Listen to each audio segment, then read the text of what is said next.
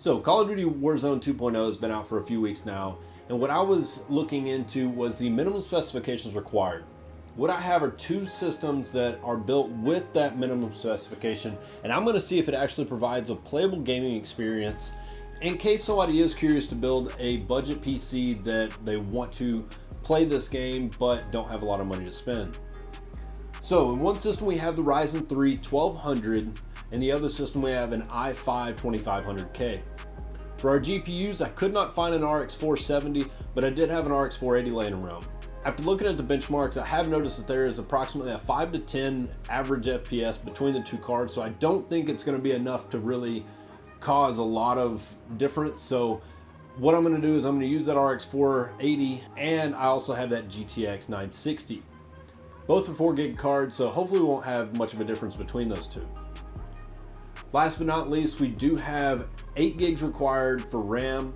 The only difference in that is the Ryzen based system is going to be a DDR4, the Intel system is going to be DDR3.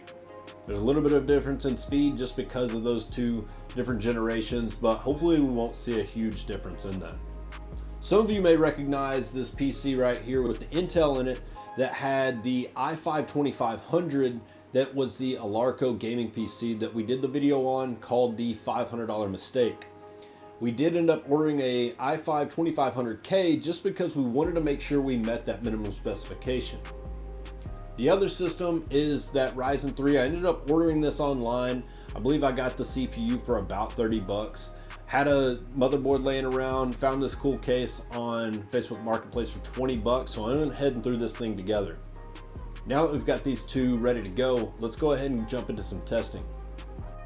So after I got both computers set up with drivers installed, I decided to run the Unigine Heaven benchmark to see what kind of average FPS we were getting.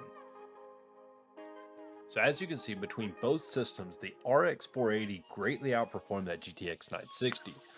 Now the real question is going to be, do these setups actually play Call of Duty Warzone 2.0 and provide a good gaming experience? Alright, so now that we've got the benchmarking done, I'm curious to know if this is going to transfer over into the actual gameplay. If you're looking to build a budget PC using these components, you can get by for very cheap. Considering I ended up getting this Ryzen 3 1200 for $30 and the i5 2500K on eBay for $12, it's a good start to building something if you're just trying to meet the minimum threshold to run these games. I also found an RX 480 for $50 and a GTX 960 for $60 on eBay as well.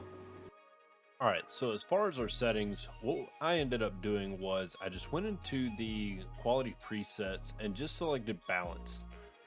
If you notice, that gave us just under 3 gigs of video RAM usage, so I thought that would be a safe place for us to run the game. Alright, so let's jump into some gameplay.